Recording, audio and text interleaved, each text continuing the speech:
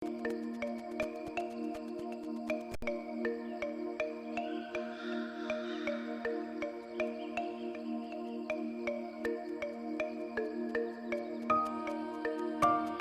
kita berbicara tentang keris di Bali, sebenarnya keris itu sudah berkembang dari zaman Bali kuno, yaitu pada abad ke-9.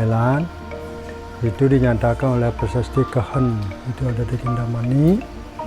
Itu sudah menyatakan bahwa keris itu adalah merupakan sebuah alat senjata yang dipergunakan oleh para raja.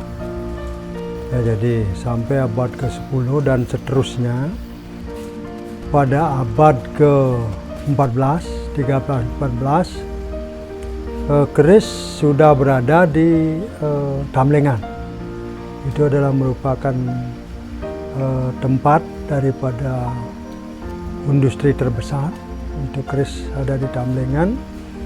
Pada saat itu para leluhur kami itu sudah bisa mengerjakan atau membuat keris yang dinamakan keris Bangkemang.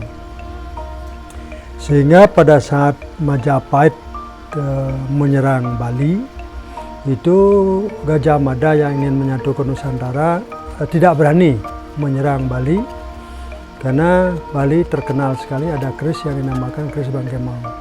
Nah, sehingga orang dari Tamlengan, para pandai Tamlengan itu memasok senjata ke kerajaan Bedelu, sehingga Majapahit yang menjadi Mahapatih ingin menyatukan Nusantara itu ingin menyerang Bali, itu tidak berani. Nah, pada saat itu dia karena taktiknya sangat bagus, yang diserang lebih awal adalah Tamlengan. Itu diserang oleh Patih Gajah Mada dan Arya Kencang. Nah, dengan demikian hancurlah di Tamlengan, hancur, dia sudah bercerai-berai, tidak ada di sana, sehingga keris itu pada saat ini pun tidak dapat dibuktikan keberadaannya. Nah, muncullah pada abad ke-16 yang di raja di Bali pada saat itu adalah Raja Gel-Gel. Itu adalah merupakan zaman keemasan daripada Bali, sehingga keris sangat berkembang. Itu pengaruh dari Majapahit, itu sangat berkembang di Bali. Nah, dengan demikian saya mengambil kesimpulan bahwa keris itu sudah berkembang dari Bali kuno, kemudian zaman pertengahan dan zaman kemerdekaan seperti sekarang. Nah, jadi dengan demikian pada zaman Bali pertengahan itu, karena sudah Raja Gel-Gel sudah hancur, maka terjadi raja-raja kecil di Bali. Nah, keris Bali itu tidak lagi berkembang, karena pada saat itu pandai yang membuat keris sudah dibunuh oleh raja, karena dipitnah pandailah sebenarnya yang membuat bumi ini ataukah kerajaan ini menjadi perang, karena dia yang membuat senjata, dan dengan demikian dihabisi. Nah, dari zaman itu keris Bali tidak berkembang. Setelah zaman penjajahan juga, pada zaman Belanda itu tidak diizinkan untuk membuat keris. Nah, keris berkembang di Bali adalah keris pada zaman kemerdekaan.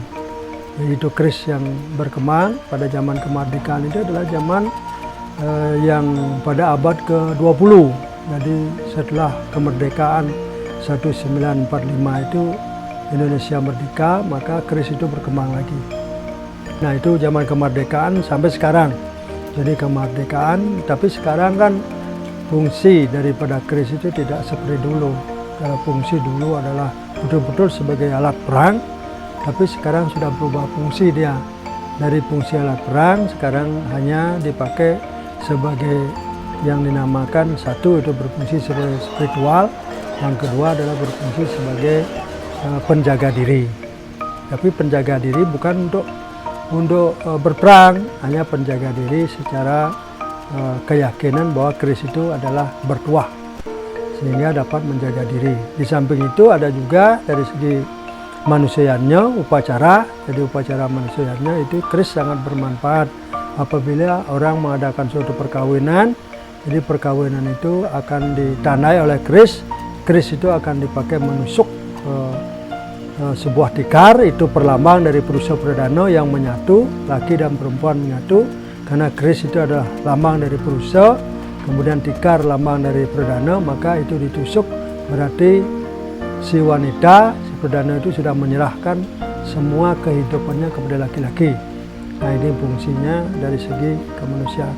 Dari segi konsep Tuhan, bahwa keris itu adalah dipakai suatu penjenengan. Karena konsep Tuhan itu kemungkinannya antara makro dan mikro itu, manusia dengan Tuhan itu kemungkinan sama. Kalau di manusia itu sebagai penjaga diri, kalau di konsep ketuhanan itu adalah penjenengan. Jadi mendampingi keris apabila terjadi sesuatu, maka keris itu akan bisa dimanfaatkan.